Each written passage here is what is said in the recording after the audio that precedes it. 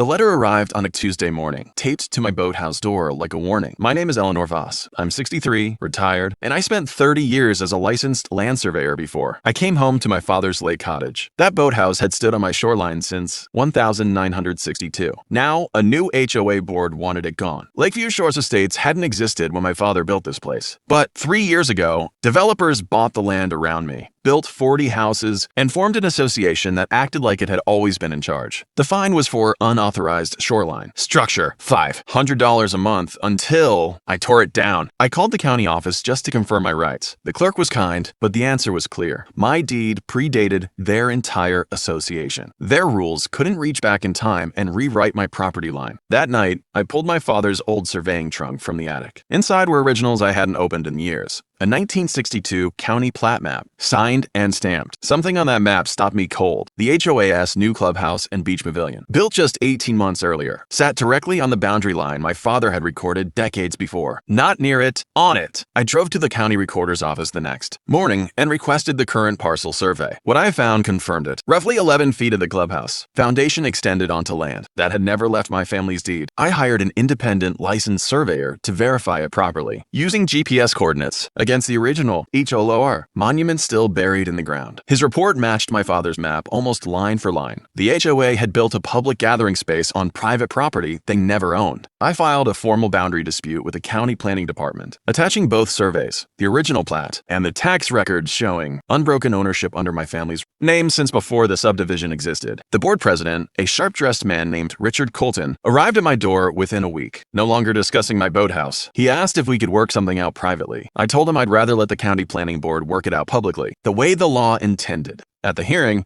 the surveys spoke for themselves. County officials confirmed the encroachment was real, active, and unresolved. The HOA had built without ever verifying the boundary against county records, a mistake that now sat squarely on their $40,000 clubhouse. They faced two options: relocate the structure or negotiate a formal, recorded easement with me, the actual landowner, including back payments for 2 years of unauthorized use. They chose the easement. 3 weeks later, I signed a new recorded agreement, one my father's original survey had made possible from the very beginning. The fines against my boathouse disappeared entirely. So did the tension over my shoreline. Richard Colton never mentioned the fine again. Some neighbors, embarrassed by the board's rush to punish before checking basic records, came by personally to apologize. A few even asked me to walk their property lines, remembering finally what I used to do for a living. I still keep my boathouse exactly where it's always been. Some mornings, I sit on its worn steps and watch the lake catch the light, thinking about how a piece of paper my father saved for 60 years turned out to be worth more than any fine they ever wrote. They tried to punish me for a boathouse. They never checked whose land their own clubhouse was standing on.